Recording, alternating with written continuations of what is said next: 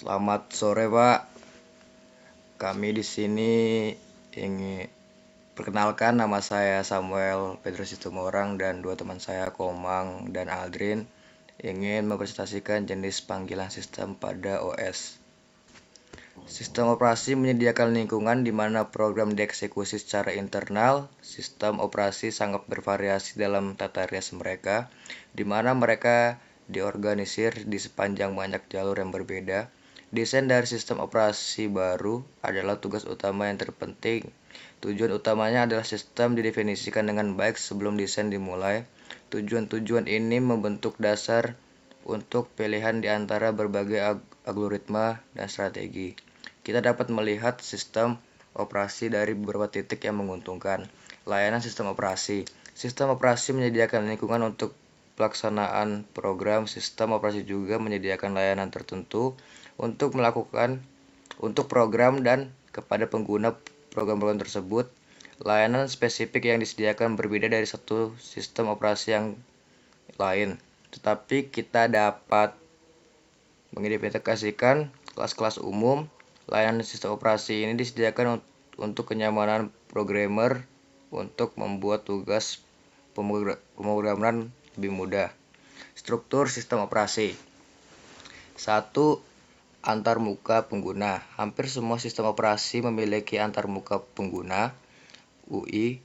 Antarmuka ini dapat mengambil beberapa bentuk. Salah satunya adalah antarmuka baris perintah, yang menggunakan perintah teks atau metode untuk memasukkannya.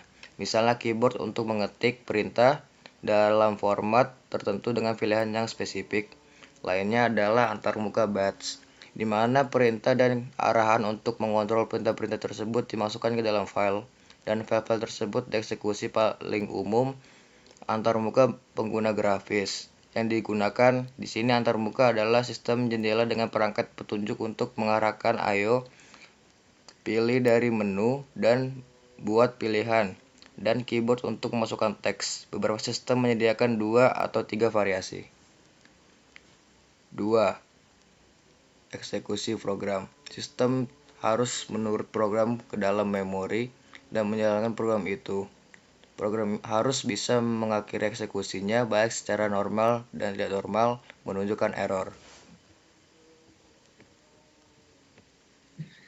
Yang ketiga, I/O operasi.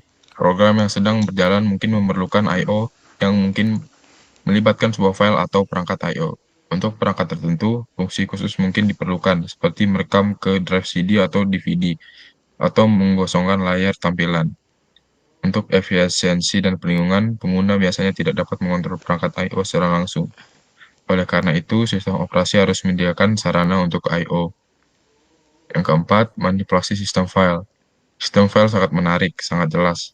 Program perlu membaca dan menulis file dan direktori.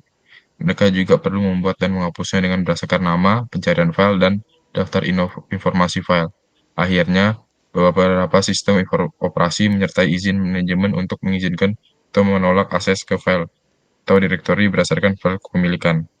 Banyak sistem operasi menyediakan berbagai sistem file, kadang-kadang untuk kemungkinan pilihan pribadi dan kadang-kadang untuk memberikan fitur tertentu atau karakteristik kinerja. Yang kelima, komunikasi. Ada banyak keadaan di mana satu proses perlu bertukar informasi dengan proses lain. Komunikasi seperti itu dapat terjadi antara proses yang sedang dijalankan pada komputer yang sama atau antara proses yang mengeksekusi pada sistem komputer yang berbeda yang diikat bersama oleh jaringan komputer.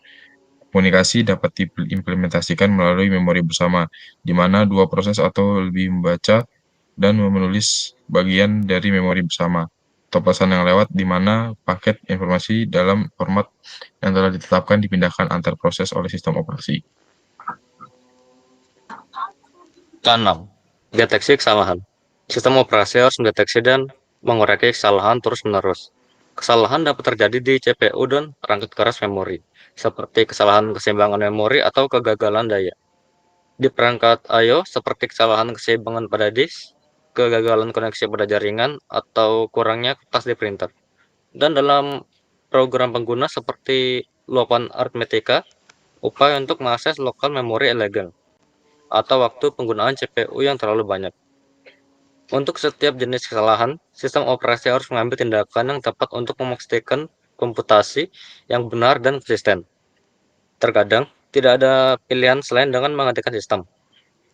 Satu set fungsi sistem operasi ada bukan untuk membantu pengguna, tetapi untuk memastikan operasi yang efisien dari sistem itu sendiri.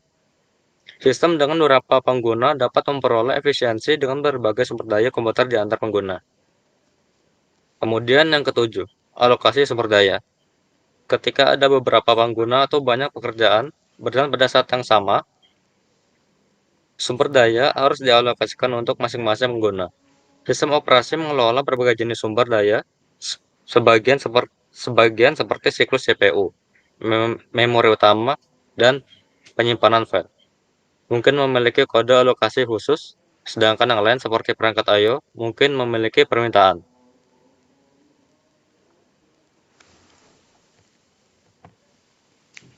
Oke, sekian dari kelompok kami, Pak. Kurang lebihnya mohon maaf. Selamat sore, Pak.